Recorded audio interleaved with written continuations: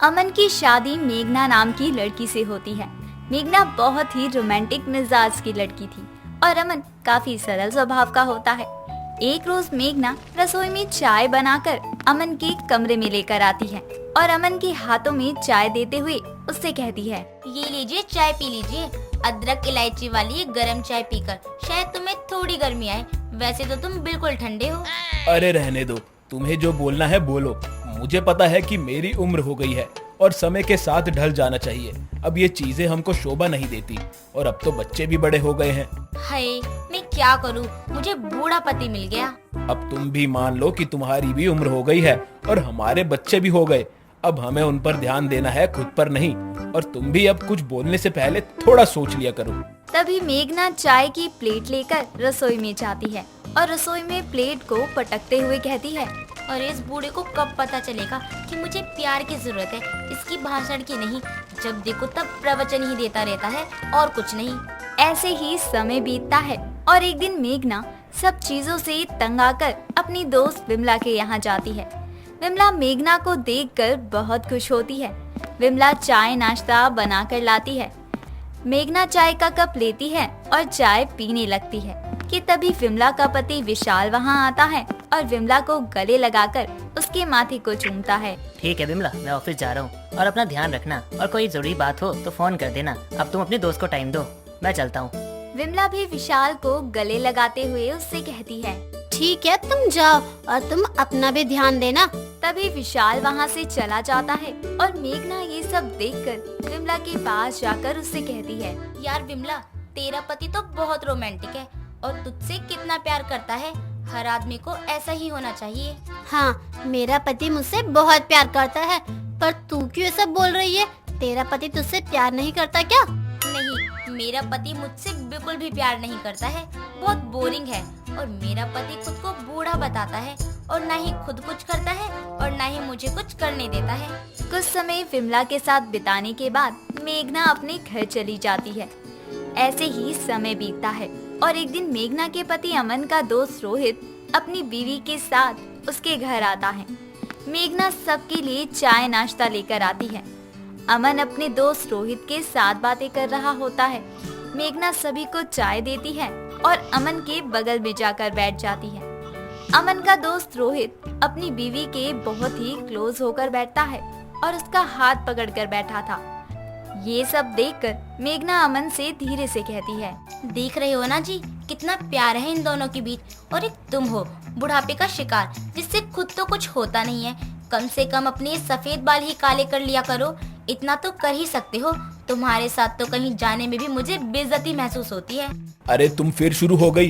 कम से कम मेरे दोस्तों के आगे तो चुप हो जाया करो। अरे वो क्या सोचेंगे, कहीं भी कुछ भी बोलने लग जाती हो। तभी अमन गुस्से में वहाँ से उठकर अपने कमरे में चला जाता है। अमन को ऐसे उठकर जाता हुआ देखकर रोहित भी उसके पीछे जाता है। वो देखता है कि अमन सर पर हाथ रखकर बैठा हुआ है। तभी वो उसके पास जाकर उससे कहता है, क्या हुआ अमन, तू ऐसे उठकर यहाँ क्यों आ गया? मैंने सुनी थी उनकी बातें। क्यों मेघना भाभी की बातों को दिल से लगाता है? अरे यार, ये पहली बार का नहीं है। जब देखो तब एक ही बात, तुम बुढ़े हो गए हो, रोमांटिक नहीं हो, प्यार नहीं करते। अरे तुम बुढ़े पति हो, सबका पति प्यार करता है, यही कहती रहती है पूरे दिन।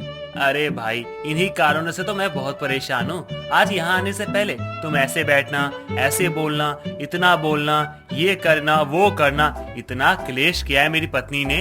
एक तो मन नहीं था इसको लेकर यहाँ आऊं, लेकिन नहीं लाता तो और क्लेश करती, इसलिए लाना पड़ गया। तो अभी क्यों इतनी देर से चिपक के बैठा था मैं कमीने?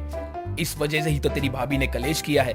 अरे यार, बताया तो मजबूरी है, मजबूरी। और मजबूरी का नाम ही है महात्मा गांधी। और मुझे कोई कलेश करने का ना मन नहीं था, इसलिए उसे चिपक कर बैठा था। कुछ देर में अमन का दोस्त वहाँ से चला जाता है। उसके चले जाने के बाद भी मेघना अमन से बहुत लड़ती है। कुछ देर में अमन और मेघना अपने बच्चों के कमरे में जाते हैं और वो देखते हैं कि दोनों ही बच्चे खेल रहे होते हैं। अरे ये सब तुम दोनों क्या कर रहे हो? मम्मा पापा, हम दोनों मम्मी पापा बने हैं। अच्छा, तो तुम हमारी तरह बने हो। चलो हमें भी देखना है कि तुम दोनों कैसे मम्मी पापा बने हो। जिसने अच्छी एक्टिंग की उसको चॉकलेट मिलेगा। ठीक है मम्मा। पीयूष और राधा अपने मम्मी पापा की एक्टिंग करने लगते हैं। राधा सर पर चुन्नी रख लेती है और पीयूष अपनी टाई लगाकर कुर्सी पर बैठ जाता है। राधा भी अपनी माँ की तरह उसे चाय देने आती है और अपनी माँ की तरह ही पीयूष को चाय देते हुए उससे कहती है, ये लो पियो चाय। उससे ज्यादा तो तुमसे कुछ होगा नहीं। दिन भर बस बैठे रहते हो बुढ़ों की तरह। तुम्हारी जैसा बुढ़ा पति किसी को ना मिले। ओहो राधा, मैं थक चुका हूँ तुम्हारे ये रोज रोज के टॉर्चर से। हाँ तो मैं क्या करूँ, तुमसे तो कुछ होता ही नहीं है। आखिर मुझे ये बुढ़ा पति क्यों दिया भगवान ने। राधा बार बार पीयूष की इंसल्ट करती जा रही थी और ये चीजें देखकर अमन और मेघना को बहुत ही बुरा महसूस होता है। उनके इस खेल में उनको खुद का चेहरा नजर आता है। मेघना भी ये सब देखकर महसूस करती है कि वो जो भी अब तक करती आ रही है अपने पति के साथ वो कितना गलत है। वही चीजें बच्चे भी देख रहे हैं जिससे उनके ऊपर भी बुरा असर पड़ रहा है। तभी मेघना अपने बच्चों के पास जाती है और उनसे कहती है, चलो बहुत खेल खेल लिया तुमने ये सब, अब तुम्हारे सोने का समय हो गया है। क्या तुम दोनों को कल सुबह स्कूल नहीं जाना? चलो अब जल्दी से सो जाओ। कुछ देर बाद मेघना अपने बच्चों को उनके कमरे में सुलाकर वहाँ से चली जाती है। अमन भी मेघना के पीछे जाता है। दोनों अपने कमरे में बैठते हैं कि तभी मेघना उससे कहती है, मुझे नहीं पता था कि मेरे इस व्यवहार का असर बच्चों पर इस कदर पड़ेगा। आप सही कहते थे कि जब बच्चे थोड़े समझदार हो जाएं, तो अपने पर कम और उन पर ज्यादा ध्यान देना चाहिए। मैं भी तुम्हें यही समझाना चाहता था कब से। और रही बात बुड्ढे की, तो यह समय के साथ एक दिन सबको ही होना है। लेकिन मैंने तुमको कितना कुछ नहीं कहा, लेकिन तुम मुझे कभी छोड़कर नहीं गए।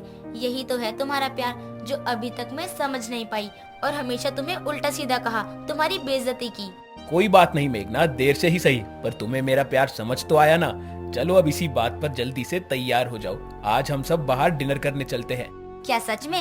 अरे आज तो लग रहा है मेरा बूढ़ा पति भी जवान हो गया है, लेकिन फिर भी मैं तुम्हारे लिए एक गाना गाऊंगी।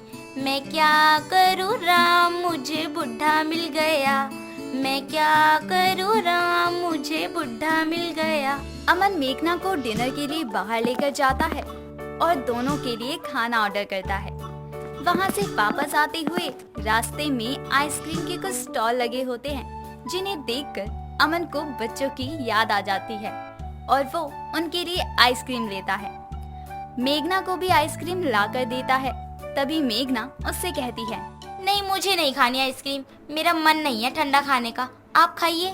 अरे मेघना, कैसी बातें कर रही हो? इतनी रात को खाना खाने के बाद जो मजा आइसक्रीम खाने में है वो और कहाँ है? अब तुम चुपचाप से खाती हो या अपने हाथ से खिलाना पड़ेगा? अमन अपने हाथों से मेघना को आइसक्रीम खिलाने लगता है। तभी मेघना कहती है, मेरा पति इतना भी बूढ़ा नहीं है जितना मैं समझती थी।